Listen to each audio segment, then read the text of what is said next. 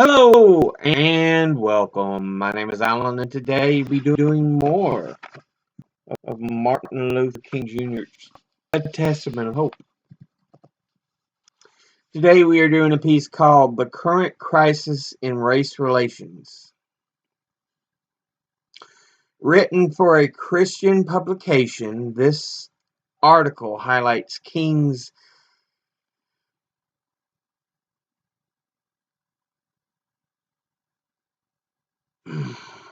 accent on the implications of the New Testament conception of the believer's responsibility to love one's neighbor.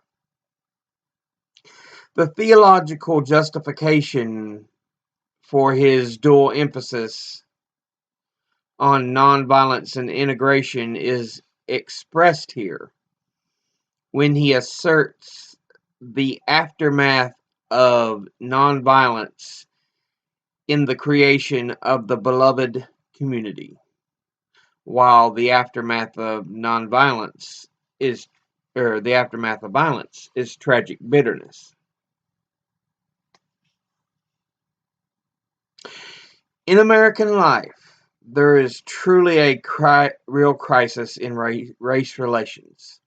This crisis has been precipitated, on the one hand, by the determined assistance of the reactionary elements in the South to the Supreme Court's momentous decision against segregation in the public schools. Many states have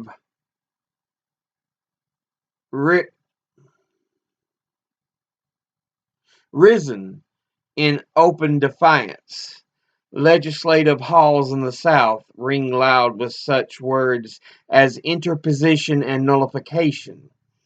The Ku Klux Klan is on the march again, determined to preserve segregation at any cost. Then there are the white citizens' councils.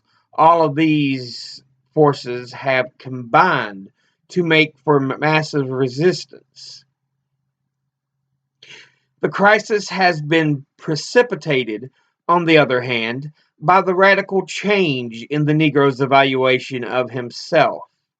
There would probably be no crisis in race relations if the Negro continued to think of himself in inferior terms and patiently accepted injustice and exploitation. But it is at this very point that the change has come.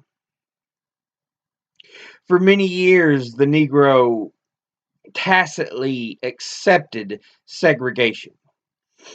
He was the victim of stagnant passivity and deadening complacency. The system of slavery and segregation caused many Negroes to feel that perhaps they were inferior. This is the ultimate tragedy of segregation. It not only harms one physically, but it injures one spiritually. It scars the soul and distorts the personality. It inflicts the segregator with a false sense of superiority while inflicting the segregated with a false sense of inferiority. But through the forces of history, something happened to the Negro. He came to feel that he was somebody. He came to feel that the important thing about a man is not the color of his skin or the texture of his hair, but the texture and quality of his soul. With this new sense of dignity and new self-respect, a new Negro emerged. So there has been a revolutionary change in the Negro's evaluation of his nature and destiny, and a determination to achieve freedom and human dignity. This determination springs from the same longing for freedom that motivates oppressed people all over the world. Thus, deep rumblings of discontent from Asia and Africa are at bottom a quest for freedom and human dignity on the part of people who have long been victims of colonialization and imperialism. The struggle for freedom on the part of oppressed people in general, and the American Negro in particular, is not suddenly going to disappear. It is sociologically true that privileged classes rarely ever give up their privileges without strong resistance. It is also true that once oppressed people rise up against their oppression, there is no stopping point short of full freedom. So realism impels us to admit that the struggle will continue until freedom is a reality for all of us, or all of the oppressed peoples of the world. Struggle. Since the struggle will continue, the basic question which confronts the oppressed peoples of the world is this: how will the struggle against the forces of injustice be waged? There are two possible answers. One is to resort to the all too prevalent method of physical violence and corroding hatred. Violence, nevertheless, solves no social problems. It merely creates new and more complicated ones. Occasionally, violence is temporarily successful, but never permanently so. It often brings temporary victory, but never permanent peace.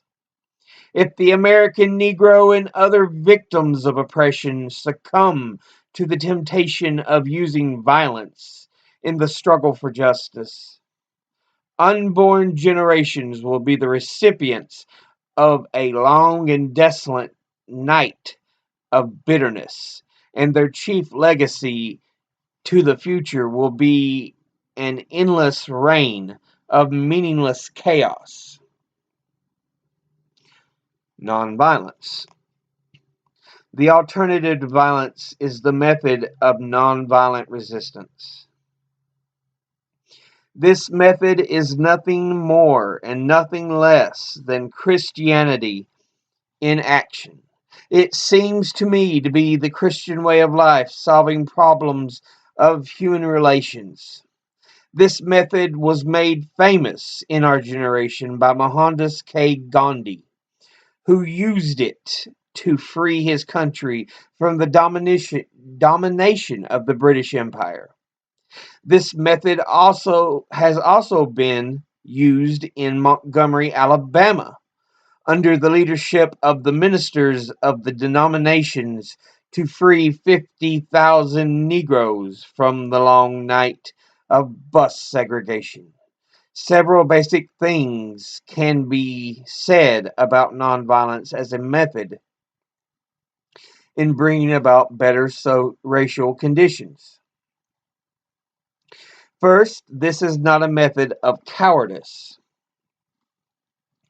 or stagnant passivity. It does resist.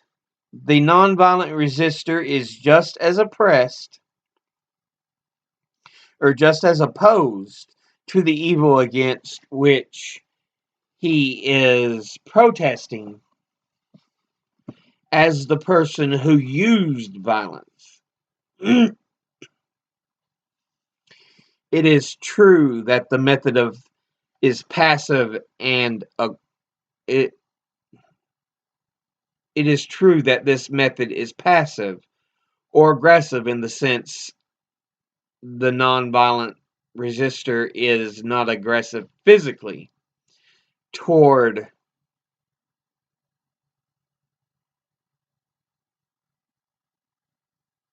his opponent. But his mind and emotions are always active, constantly seeking to persuade the opponent that he is mistaken. This method is passive physically, but it is strongly active spiritually. It is the non-aggressive physically, but dynamically aggressive spiritually. A second basic fact about this method is that it does not seek to defeat or humiliate the opponent, but to win his friendship and understanding. The nonviolent resistor must often voice his protest through non-cooperation or boycotts. But he realizes that non-cooperation and boycotts are not ends within themselves. They are means to awaken a sense of moral shame within the opponent. The end is redemption and reconciliation. The aftermath of nonviolence is the creation of the beloved community, while the aftermath of violence is tragic bitterness against evil. A third fact that characterizes the method of nonviolence is that attack is directed to forces of evil rather than persons caught in the forces. It is evil that we are seeking to defeat, not the persons victimized with evil. Those of us who struggle against racial injustice must come to see that the basic tension is not between races. As I like to say to the people in Montgomery, Alabama, the tension in this city is not between white people and Negro people. The tension is at bottom between justice and injustice, between the forces of light and the forces of darkness. And if there is a victory, it will be a victory not merely for 50,000 Negroes, but a victory for justice and the forces of life. We are out to defeat injustice and not white persons who may happen to be unjust. Internal violence. The fourth point that must be brought out concerning the method of nonviolence is that this method not only avoids external physical violence, but also internal violence of spirit. At the center of nonviolence stands the principle of love. In struggling for human dignity, the oppressed people of the world must not succumb to the temptation of becoming bitter or indulging in hate campaigns. To retaliate with hate and bitterness would do nothing but intensify the existence of hate in our world. We have learned through the grim realities of life and history that hate and violence solve nothing. They only serve to push us deeper and deeper into the mire. Violence begets violence. Hate begets hate. And toughness begets a greater toughness. It is all a descending spiral, and the end is destruction for everybody. Along the way of life, someone must have enough sense and morality to cut off the chain of hate by projecting the ethics of love into the center of our lives. On speaking of love, I am not referring to some sentimental and affectionate emotion. It would be nonsense to urge men to love their oppressors in an affectionate sense. Love in this connection means understanding goodwill as expressed in the Greek word agape. This means nothing sentimental or basically affectionate. It means understanding, redeeming goodwill for all men, and ever owing love which seeks nothing in return. It is spontaneous, unmotivated, groundless, and creative. It is the love of God operating in the human heart. When we rise to love on the agape level, we rise to the position of loving the person who does the evil deed while hating the deed that the person does. A fifth basic fact about the method of nonviolent resistance is that it is based on the conviction that the universe is on the side of justice. It is this deep faith in the future that causes the nonviolent resistor to accept suffering without retaliation. He knows that in his struggle for justice, he has cosmic companionship. Now, I am aware of the fact that there are devout believers in nonviolence who find it difficult to believe in a personal God.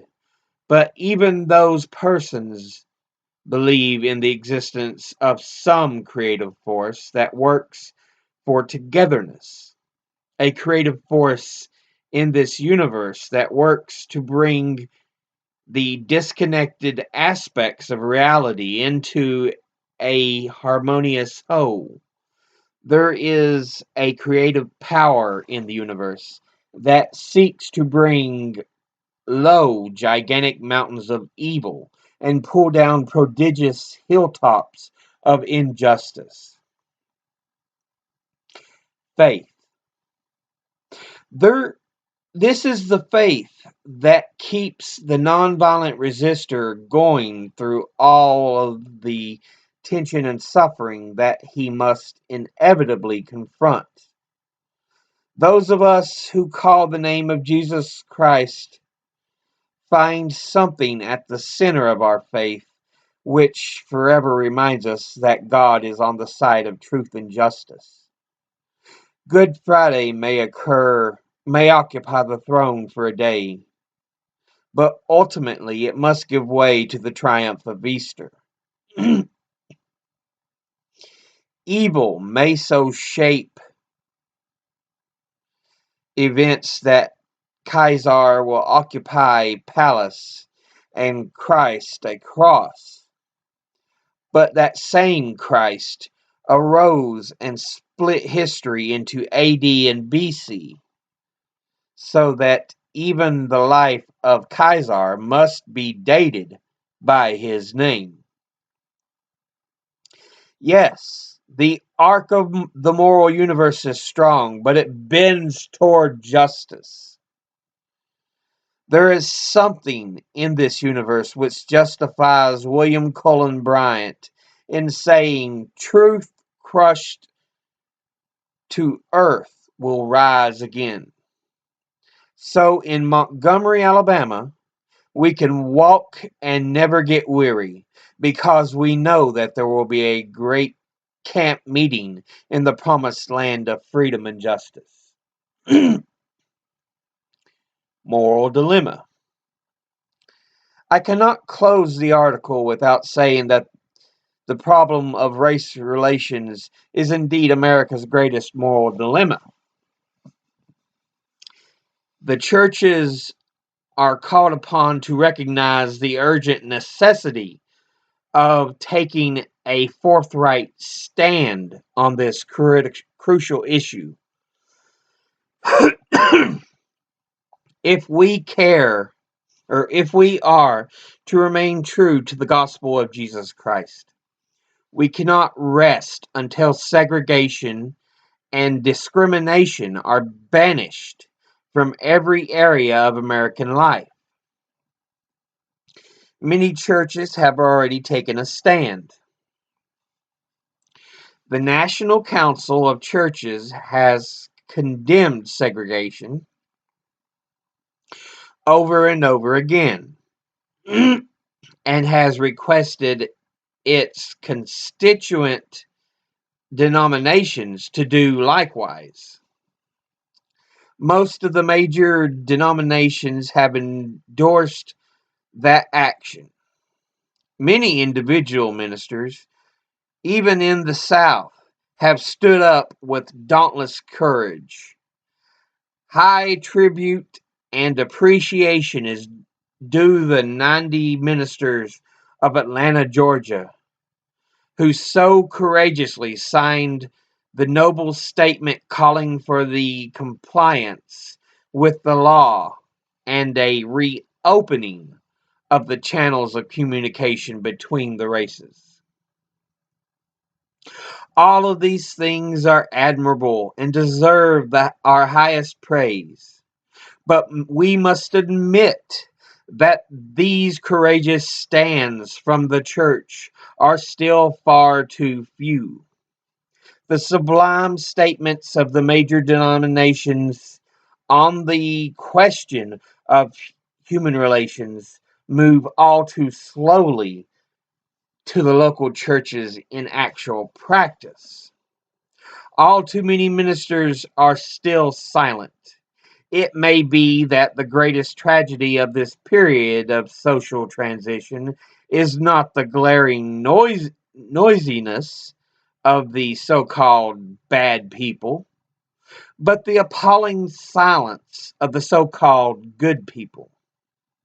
It may be that our generation will have to repent not only for the diabolical actions and vitriolic words of the children of darkness, but also for the crippling fears and tragic apathy of the children of light. What we need is a restless determination to make the idea of brotherhood a reality in this nation and all over the world. There are certain technical words which tend to become stereotypes and cliches after a certain period of time. Psychologists have a word and which is probably more frequently than any other word in used more frequently in any other word than modern psychology. It is the word maladjusted. In a sense, all of us must live in a well-adjusted life in order to avoid neurotic and schizophrenic personalities. But there are some things in our social system to which all of us ought to be maladjusted. I never intend to adjust myself to the viciousness of mob rule. I never intend to adjust myself to the evils of segregation and the crippling effects of discrimination. I never intend to adjust myself to the inequalities of an economic system which takes necessities from the masses to give luxuries to the classes. I never intend to become adjusted to the madness of militarism and the self-defeating method of physical violence. It may be that the salvation of the world lies in the hands of the maladjusted. The challenge to us is to be maladjusted as the prophet Amos, who in the midst of the injustices of his day could cry out in words that echo across the centuries. Let judgment run down like waters, and righteousness like a mighty stream. As maladjusted as Lincoln, who had the vision to see that the nation could not survive half slave and half free. As maladjusted as Jefferson, who in the midst of an age amazingly adjusted to slavery could cry out in words lifted to cosmic proportions. All men are created equal and are endowed by their Creator with certain inalienable rights, that among these are life, liberty, and the pursuit of happiness. As maladjusted as Jesus, who could say to the men and women of his generation, "Love your enemies, bless them that curse you, do good to them that hate you, and pray for them that spitefully despitefully use you." The world is in a desperate need of such maladjustment. Through such courageous maladjustment, we will be able to emerge from the bleak and desolate midnight of man's inhumanity to man into the bright and glittering daybreak of freedom and justice. So yeah, this was printed also in New South magazine, March 1958, pages 8 through 12. And it was the last time King and his editorial staff reprinted this article. Apparently, it first appeared in Presbyterian Outlook. His editors also published it under the following title: Out of Segregation's Long Night, an Interpretation of a Racial Crisis. It was also printed in The Churchman 172 in February of 1958. And it was also titled Out of the Long Night of Segregation in Advance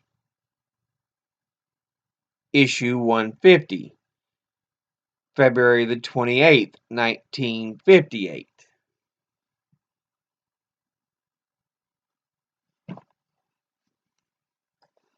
So yeah.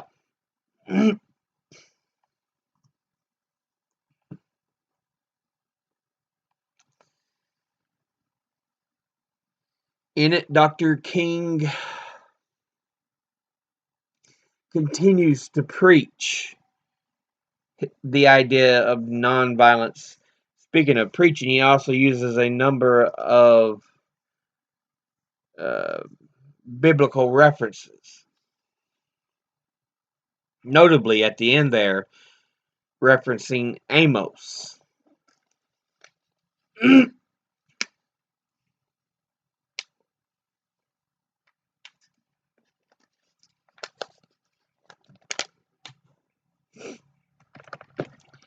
He references a lot of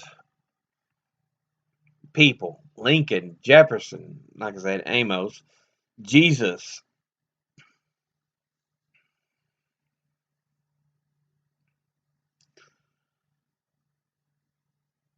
And says, we must be maladjusted to injustices, to hate, to slavery. We can't just idly accept this.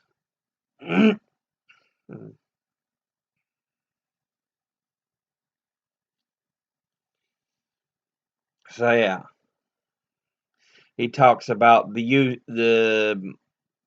why it's the preferred use of nonviolence again, which is one of the big things he always talks about.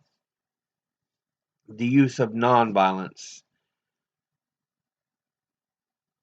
as a form to combat the injustices.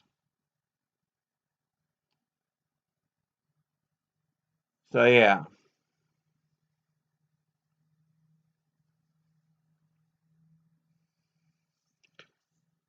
What else did he talk about?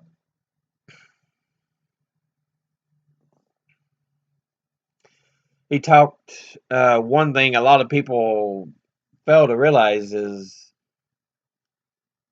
it's not enough to just be against slavery, evil, injustice, but also to take actual action. Inaction is only helps those on the side of injustice, on the side of evil.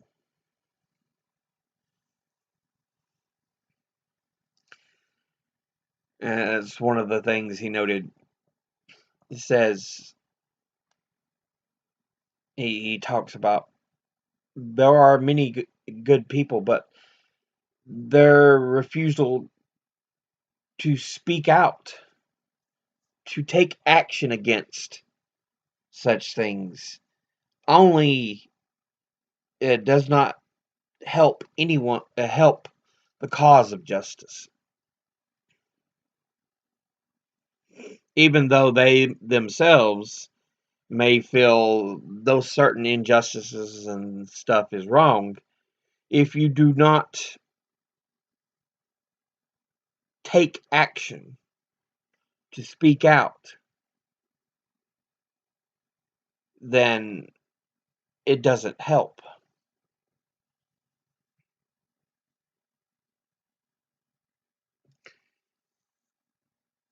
And he again, as we've seen before in certain speeches and articles, it is not a need to hate a person, but to hate the deed the person perpetrates. And he speaks about, again, the word agape as it was in the Greek language. It's a big review of a lot of the things we have already talked about or King has mentioned in his different speeches and articles. So yeah.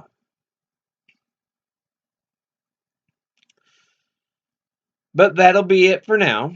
As always, educate thyself, think, read, study, learn. Someone tries to tell you something you have trouble believing, ask them to cite their sources. But I'll see you all in the next video. Until then, later.